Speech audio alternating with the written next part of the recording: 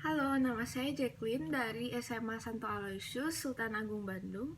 Dan untuk video ini saya ingin menjelaskan mengenai sebuah percobaan yang bertema penyusutan plastik akibat panas. Jadi percobaan ini bertujuan untuk mengetahui korelasi antara panjang dan lebar potongan plastik dengan usaha yang dihasilkan, kalori yang diserap, dan efisiensi yang dihasilkan. Bahan-bahan yang dibutuhkan adalah sebuah botol plastik PET, lalu sebuah beban yang saya gunakan adalah sebuah kantong plastik yang diisi oleh air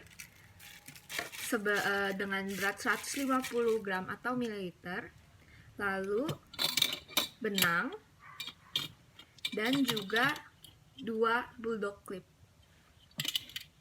Botol yang tadi disebutkan akan dipotong-potong menjadi strip pendek seperti ini. Alat-alat yang digunakan adalah sebuah gunting, sebuah timbangan untuk pengukuran, dan juga sebuah penggaris untuk pengukuran juga. Variabel bebas pada percobaan ini adalah panjang dan lebar dari potongan plastik, di mana panjangnya ada 3 variasi, yaitu yang 20 cm, 15 cm, dan 10 cm. Dan untuk lebarnya juga ada 3 variasi, yaitu 2 cm, 1 cm, dan 0,5 cm. Masing-masing variasi akan diulangi secara 3 kali, sehingga percobaan akan dilakukan 27 kali. Jadi setupnya seperti ini. Nah, ini ada botol untuk menahan bulldog clip yang pertama. Nah, di sini plastiknya akan ditahan, dan di sini ada baskom untuk menampung air yang akan dituangkan kepada plastiknya. Lalu bulldog clip yang kedua dihubungkan dengan beban. Beban ini akan menarik, sehingga saat plastik ini dipanaskan, maka plastiknya akan menyusut. Jadi untuk percobaan penyusutan plastik, langkah pertama adalah kita harus mendidihkan air sampai menggodok seperti ini. Lalu langkah berikutnya, kita akan menuangkannya ke plastik yang sudah dipotong.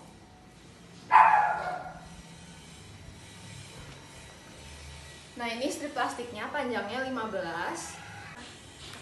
Nah, sekarang kita tuangkan. Ini panjang plastiknya 15 cm. Dan akan kita lihat apakah plastik ini menyusut atau tidak.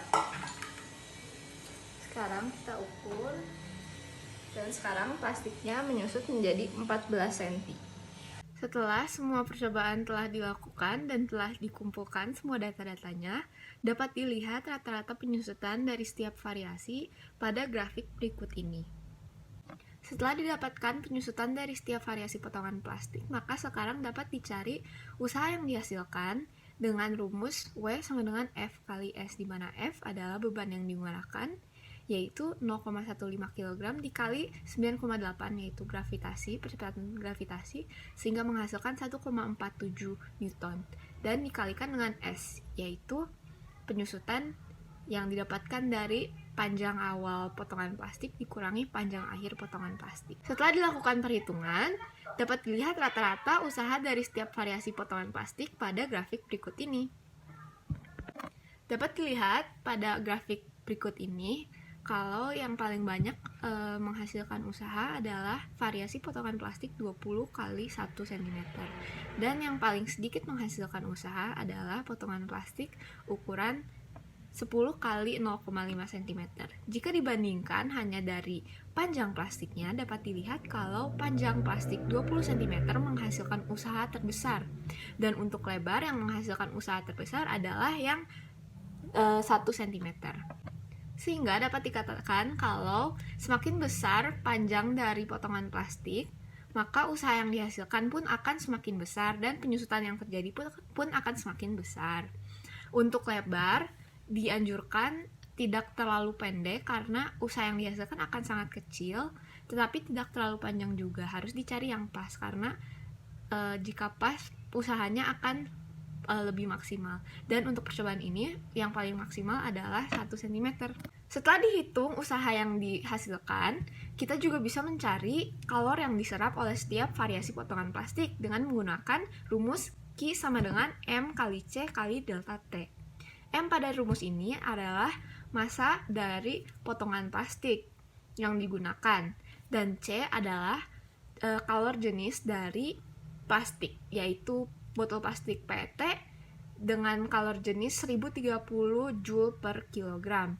Delta T bisa didapatkan dengan cara 100 derajat Celcius, yaitu suhu dari air mendidih dikurangi dengan 20 derajat Celcius yang merupakan suhu ruangan, sehingga didapatkan 80 derajat Celcius. Rata-rata dari kalor yang diserap setiap variasi potongan plastik dapat dilihat dari grafik berikut ini. Dapat dilihat dari grafik kalau yang paling banyak menyerap kalor adalah variasi potongan plastik 20 kali 2 cm. Dan yang paling sedikit menyerap kalor adalah potongan plastik 10 kali 0,5 cm. Jika dibandingkan hanya dari panjang plastiknya, dapat dilihat kalau semakin besar panjang plastiknya, kalor yang diserap pun semakin besar. Dan kalau dibandingkan hanya dari lebarnya, dapat dilihat kalau semakin besar lebarnya juga, maka kalor yang diserap akan semakin besar juga. Sehingga dapat disimpulkan untuk mencapai kalor yang maksimal, yang diserap maksimal, kita harus memiliki, atau potongan plastik harus memiliki panjang dan lebar yang maksimal.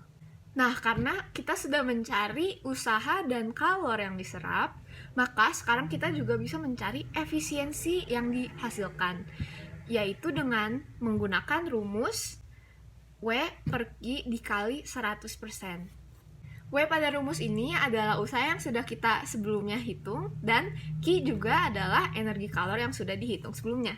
Di samping saya sudah terlampir grafik dari efisiensi yang dihasilkan oleh setiap variasi potongan plastik. Dapat dilihat dari grafik kalau yang paling banyak efisiensinya adalah variasi potongan plastik 20 kali 0,5 cm, dan yang paling kecil efisiensinya adalah variasi potongan plastik 15 kali 2 cm. Kalau kita bandingkan hanya dari panjangnya, dapat dilihat kalau lebih besar panjangnya, maka efisiensi yang dihasilkan akan semakin besar.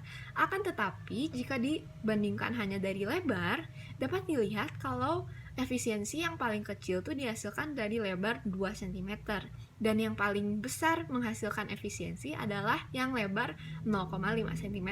Sehingga dapat disimpulkan untuk efisiensi yang maksimal, potongan plastik memerlukan panjang yang maksimal dan lebar yang minimal. Dari percobaan ini didapatkan 4 kesimpulan. Yang pertama adalah untuk penyusutan yang maksimal maka panjang pun harus maksimal. Akan tetapi lebar tidak boleh terlalu kecil tetapi tidak boleh terlalu panjang juga, sehingga harus pas. Untuk kesimpulan yang kedua adalah usaha yang maksimal dapat dihasilkan jika panjang maksimal dan lebar tidak terlalu kecil tapi tidak terlalu panjang juga. Kesimpulan yang ketiga adalah energi kalor yang diserap akan maksimal apabila panjang dan lebar keduanya maksimal. Kesimpulan yang terakhir adalah persentase efisiensi yang dihasilkan akan maksimal apabila panjang maksimal tetapi lebarnya minimal. Sekian dari video saya hari ini. Mohon maaf bila ada salah penggunaan kata atau penjelasan saya kurang dapat dimengerti, tapi saya harap video ini dapat bermanfaat bagi penonton sekalian. Terima kasih karena telah menonton sampai akhir. Semoga hari Anda semua menyenangkan.